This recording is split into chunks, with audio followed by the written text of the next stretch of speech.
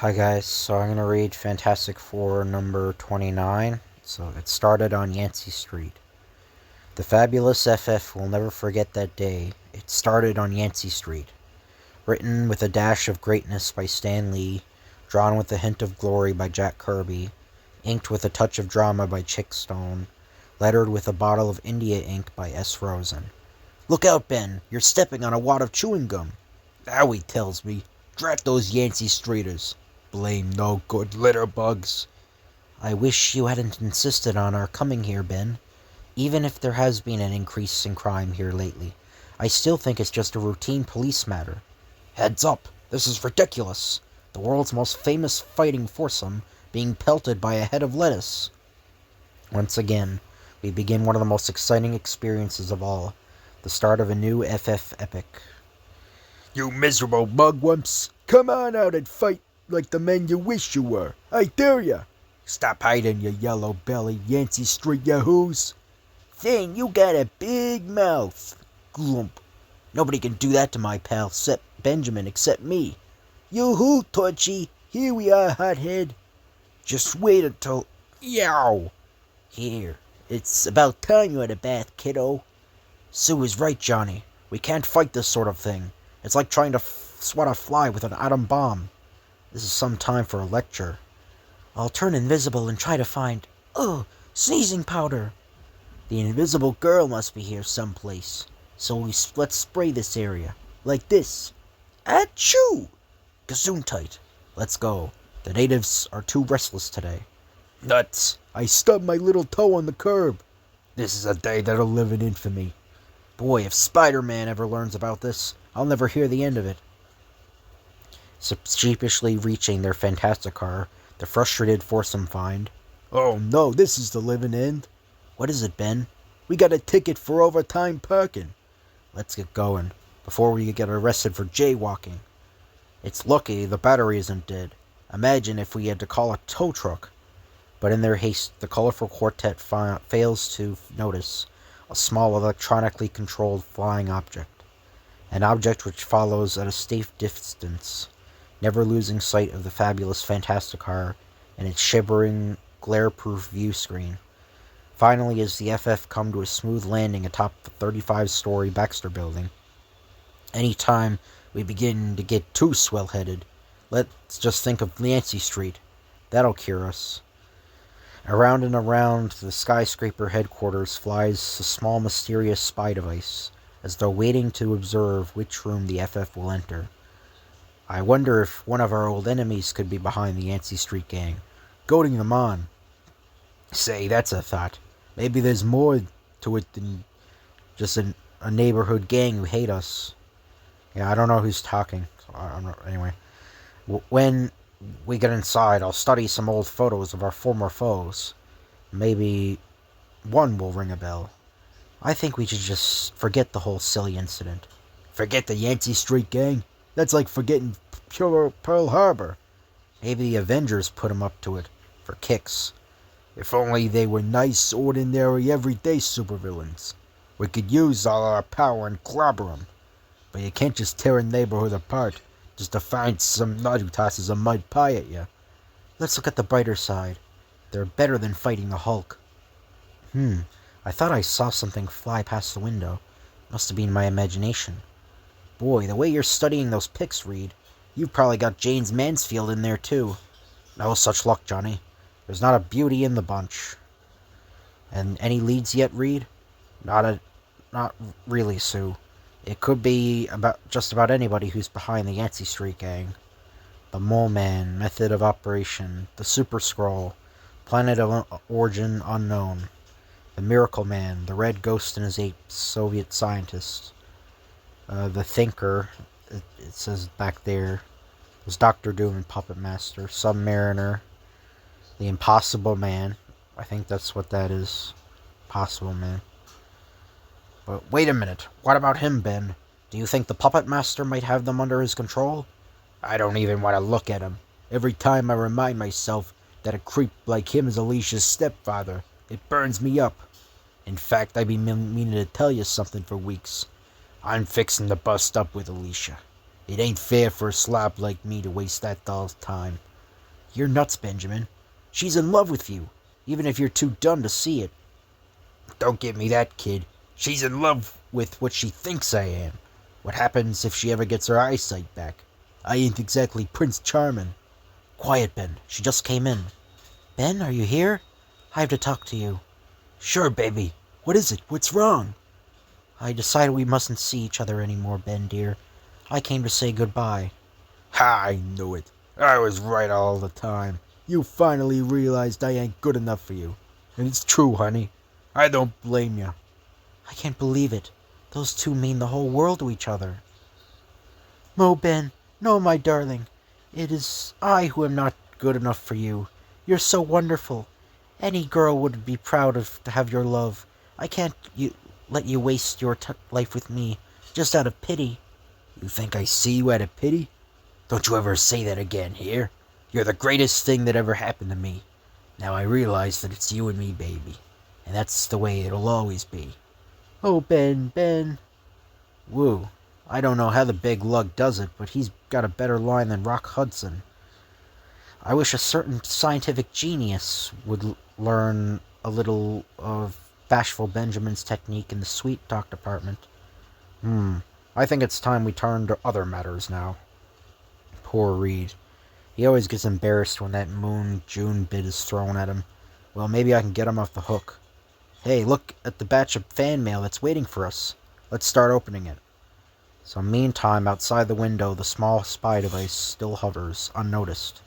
How about that? A package. All gift wrapped and addressed to Baby Grimm, the FF's original lover boy. With your luck, big buddy, it'll probably be a bottle of hair tonic. At that precise instant, a built-in relay atop the spy device is suddenly activated. And then, as the strange object hovers over a state distance from the window, a soft click is heard. Click! And at the same split second, the package is in Ben Grimm's hand, set off by the spy machine outside, amidst a blinding cloud of thick white vapor. It's a blasted, miserable, sneaky booby trap!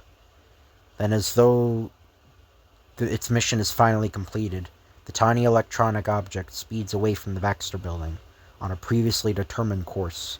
Look, Ben, there's a note inside. Quick, read it. It's from the Yancy Streeters again. Those rat finks say we're too chicken to come back there tonight, at the stroke of midnight. I'm more convinced than ever that someone is behind this. It took a lot of scientific know-how how to arrange that package to break open at the exact instant you grasped it. Know-how schmo now. Just let me at him. I'll mow him down. I'll pulverize him. I'll demolish him. You'll also replace that antique table of ours, Mr. Benjamin J. Grimm. Oh, well, here we go again. Later, at the stroke of midnight. Careful, Ben. I still have a feeling we're up against more than a simple friendly challenge. Don't worry about me, mister. Save your sympathy for them. Well, looky here. One of 'em finally crawled out of his hole long enough for me to see him. And this is really my lucky day. He's big enough so I won't have to pull my punch too much. That's it, Buttercup. Come and get it. It's clobbering time. Whoomp. I was robbed. He's as strong as I am.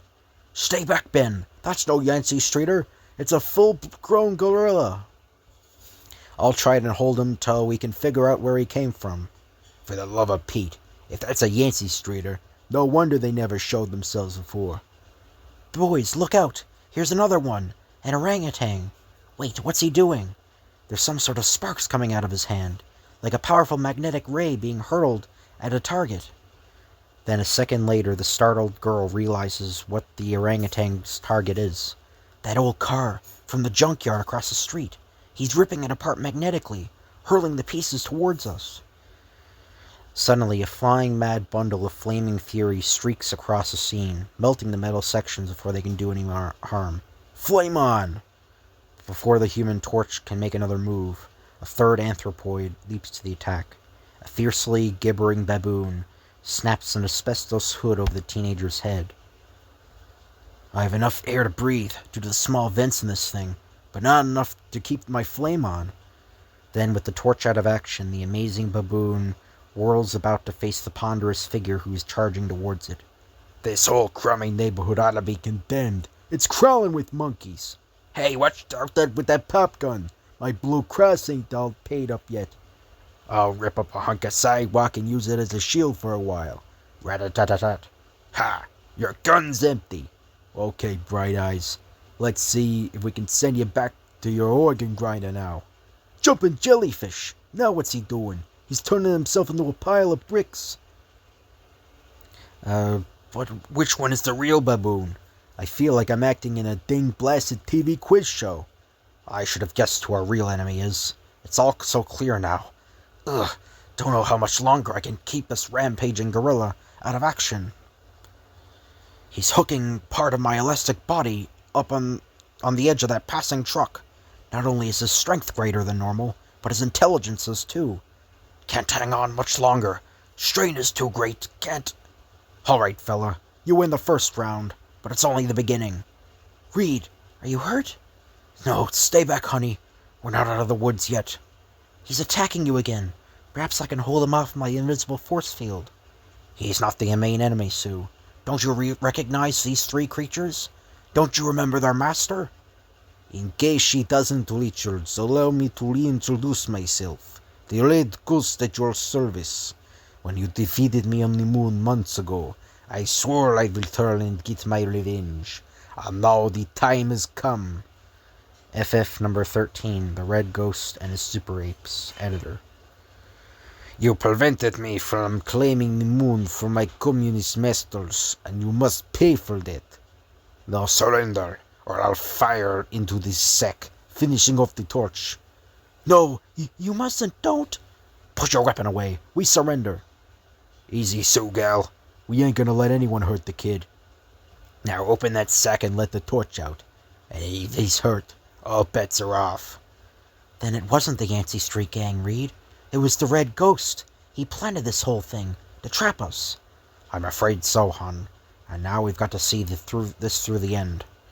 And seconds later, after he freed the torch, the sinister genius nods to his orangutan and, You may remember how my three apes and I were affected by the cosmic rays on our trip to the moon, even as you once were. We all developed certain powers, enabling us to challenge your superiority. Summon our ship magnetically, my pet. At a gesture from the uncanny orangutan, a hovering spaceship slowly descends. And there in the early morning gloom of Yancy Street, unseen by any of the silent, sleeping neighborhood, the Fantastic Four enter the Red Ghost's moonship. Step aboard, all of you. We are about to begin our journey. A journey from which you shall never return. Lest you get any rash notions, Richards, let me warn you that this ship works on magnetic power and can be controlled only by my orangutan. It is impossible for you or anyone to change our destination. Boy, I half expect Bela Lugosi to pop out from behind one of those gizmos. Very well, my beauty. Everything is set. Proceed according to my plan. Our next stop will be the moon. Now I'm warning you, fella. Any surrendering we did applied to our position on Earth. Once we reach the moon, it's every man for himself. With those words still ringing in their ears, the oddly assorted occupants of the unique moonship are hurled back by the force of the blast-off. And then, after a silent, breathtaking journey, 2 days later, we have reached our destination, Richards. Now you shall see how empty your threat was, how powerless you really are. Powerless, are we? Okay, kiddies, there's Reed's signal. Let's go. Give me that gun, you blasted bobtail pipsqueak. Careful, Ben. Remember, that the baboon can turn himself into almost anything at will. I'll keep that poor man's King Kong out of action with a fireball shield.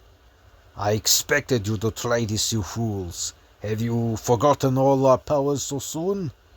It is not for nothing that I am called the Red Ghost. See how easily I escape your crude attack. He's right. He still has that uncanny power to make his body solid, or ethereal, as the need arises.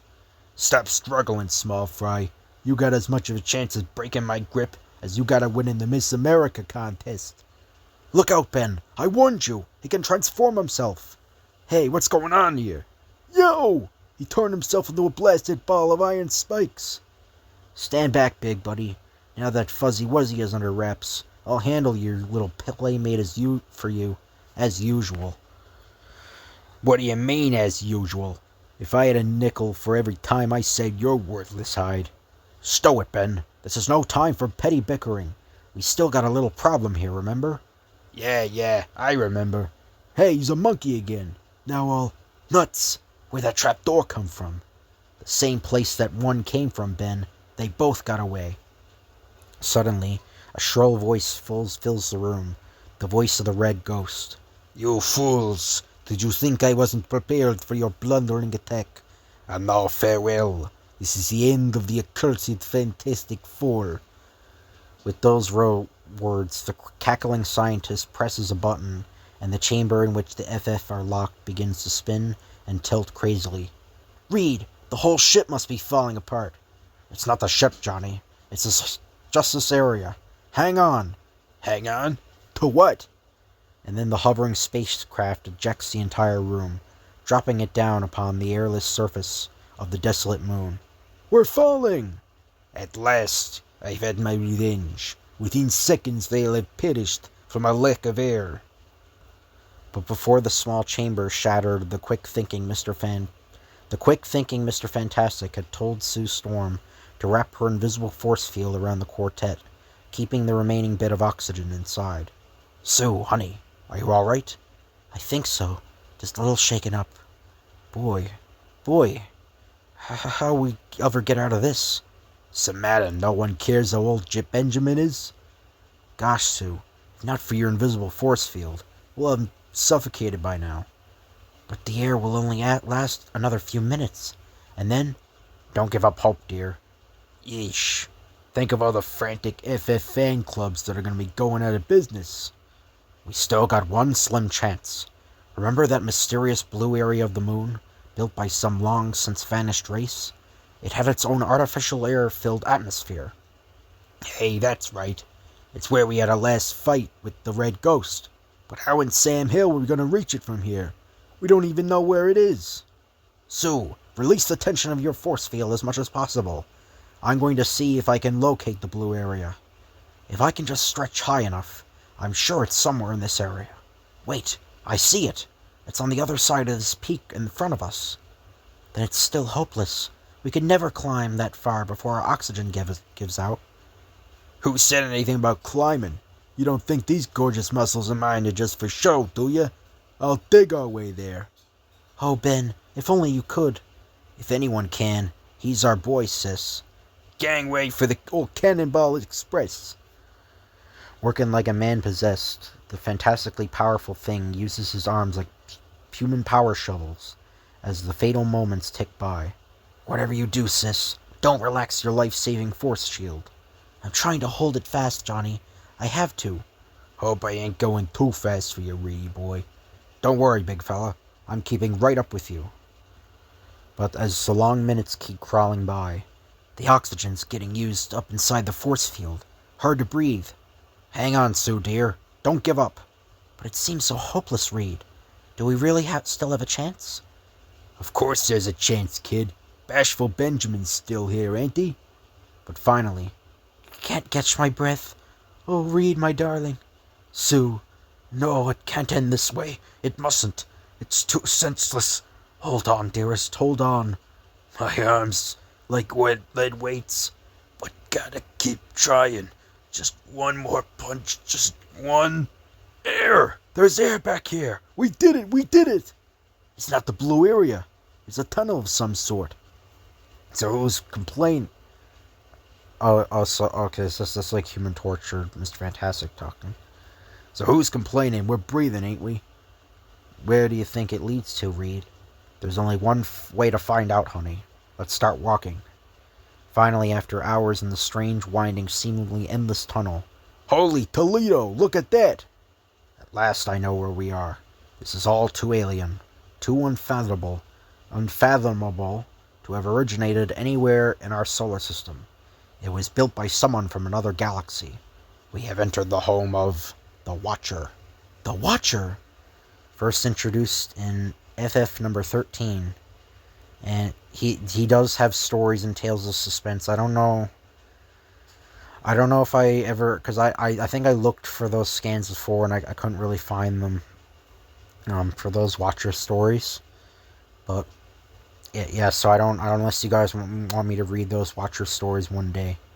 I don't know if I'll read those, but anyway, so by the editor.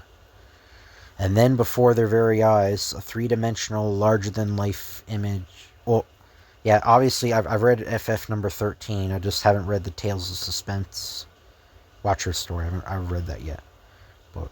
And then before their very eyes, a three-dimensional, larger-than-life image of the mysterious Watcher appears. I am in a far distant galaxy now, observing matters you cannot even begin to comprehend. But I sensed your presence here, so I sent a spectral image of myself to greet you. You need not explain why you are here. I can sense your thoughts. You know that I am pledged never to interfere with the affairs of others. I may only watch and observe. But I am permitted to issue a warning. Though you are welcome to seek shelter in my home, you must be careful not to tamper with the devices within. My possessions, my machines, are so alien, so far advanced, that even the brilliant brain of Reed Richards cannot hope to fathom them. For example, the small object you are now holding. It will speed up your evolution 10,000 years a second. Even now you have become the way man may be in 20,000 years. Drop it, before it is too late. You have saved yourself just in time, and that was the mildest, possibly the simplest of my many little devices. The globe in front of you holds an uninhabited planet, 30 times larger to your sun. I reduced it to the size you see so that I might study it at my leisure. And even I do not know what that object is. I found it in a remote galaxy, and have been studying it for centuries. But my time is up. I must leave you now. My presence is needed in a far distant star cluster. Farewell. I pray we shall meet again. If we ever get out of here, I'm sending a story about that guy to the Reader's Digest for their most unforgettable character I ever met section. Reed, I'm frightened. Easy, honey. The worst is over. Fortunately, there are some instruments here which I believe I do understand, and if I'm right, our situation still isn't as hopeless as it may seem. Meanwhile, the red ghost gloats triumphantly as his moonship maintains its orbit overhead. Think, my pretties, think of our rewards when I find to our totalitarian masters that we have defeated the Fantastic Four. This is the proud moment I have waited so patiently for. All these many months. Soon I shall be the most honored figure behind the Iron Curtain. Now to broadcast the shattering news to Earth. But that ominous broadcast is destined never to be made, for before the red ghost can utter another word. Some titanic force is drawing our ship back to the moon's surface. All our rocket power cannot slow the descent one iota. We've crashed. We've trapped in the moon's blue area. But how? Who is responsible? Cautiously, the evil scientist and his uncomprehending allies leave the ship, determined to find the hostile force that has marooned them on Earth's dead satellite. Stop trying to raise the ship, you brainless beast. Stay close to me. There's no telling what menace may be waiting us. Don't worry, Curly. We won't keep you in suspense too long. Welcome to the Lunar Hilton. It's a thing. He must have survived. Hurl that back at him, my pet. Ah, good. The cosmic rays have given you strength enough to match his own. With you at my side, I have nothing to fear. Boy, are you living a fool's paradise, chum. There, this oversized pebble can't do any harm once I melted it down. The torch! Then you survived. Also, but how? I'll write you a letter. Now drop that gun or I'll make my circle of flame even smaller. Your puny firepower doesn't worry me. All I need to do is make my body unsolid, and then I can walk right through, like this. But there's no way for you to escape my electron disintegrator pellet. I hate to do this to you, Ghosty, because you're liable to give It's liable to give you a complex, but here it goes. Blast it! He outsmarted me! He melted the ground beneath him and escaped through a tunnel he created of his own flame. But he's got to come up again for air. And when he does, and when I do, I'll come up above you this way. But with an intelligence which is being increased to an incredible degree by cosmic energy, the orangutan suddenly activates one of the downed ship's jet rotor output fans, aiming it at the blazing torch. Just hold that pose a minute. I want to remember it the way you look right now. The fan's putting out my flame out. Can't fight it. It's too powerful. I should have never turned my back. Now we'll see how confident you are when your flame is gone. And you face my disintegrator ray. With the unpredictable human torch out of the way, I'll be able to devote all my special talents to the annihilation of the thing. You wicked man. It's about time you took up a hobby. My gun! A voice from nowhere. It can only mean... So the invisible girl still lives also, eh? Well, not for long, I promise you that. He seems so sure of himself. What can he be planning now? My baboon's senses are many times sharper than normal. He can tell where you are, and deal with you accordingly. That means it's time for me to become visible, so that I can be protected by my invisible force field. So she said visible and become invisible. It's a stalemate so far, but I recognize the House of the Watcher. Perhaps I can find a weapon in the air which will help me to finish off the FF. It took almost unlimited power to force my ship back to the moon. If I can find the machine that did it, I'll have all I need. I can enter easily enough in my ethereal form, and then... what do we have here? So we meet again, Richards. I wondered where you were. As you well know, you cannot touch me while I'm in my ethereal form. But I am still able to fire my disintegrator all the same. Deposing of me won't help you. You're trapped on the moon now. Same as me and my 3 partners will never rest till they've punished you. And a very short distance away. Look out below! I got my flame now, little friends. Hey, come on back. Let's have a rerun of that for the West Coast.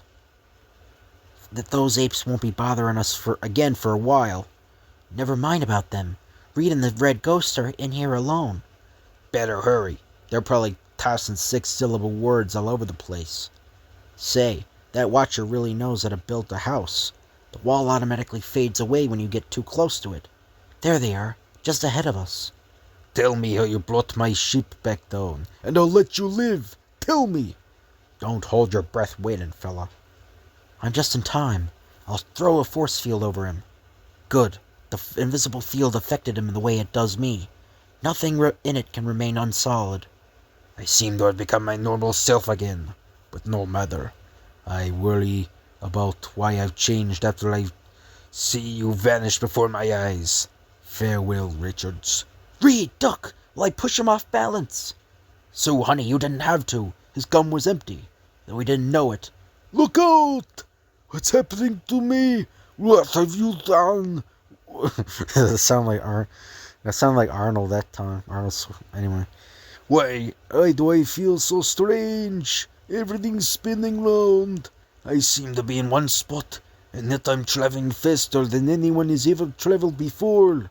Everything is fading away. The whole world seems to be slipping past me. Am I going mad? Am I? Reed, what happened? Where did he go? Stay back, all of you. This is some sort of matter transmitter. For all we know, the Watcher himself may employ it in traveling from galaxy to galaxy. The Red Ghost might be anywhere in the universe by now. What's that you're holding, Reed? The very thing he tried to find.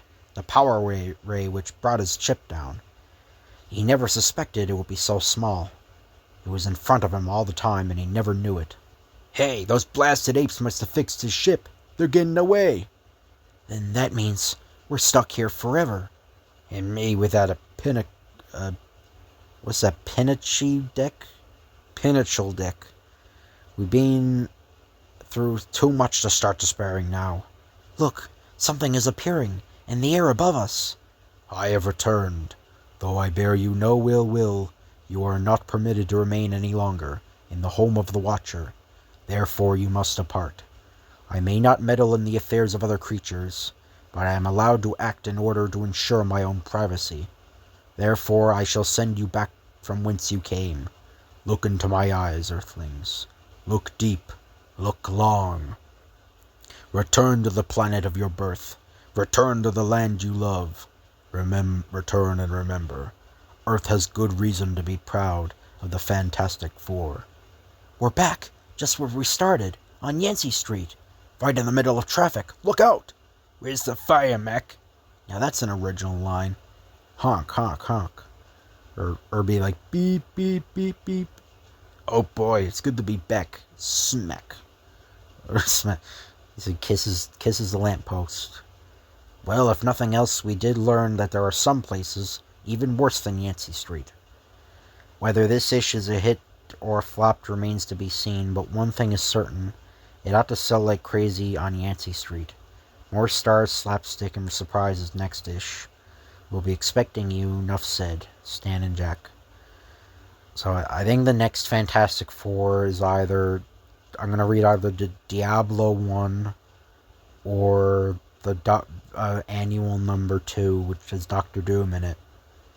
And that'll be 2 parts. I'll have to make that into 2 parts. But I hope you guys enjoyed this video. If you could like, comment, and subscribe, that'd be appreciated. Thank you for watching, and I'll see you guys later.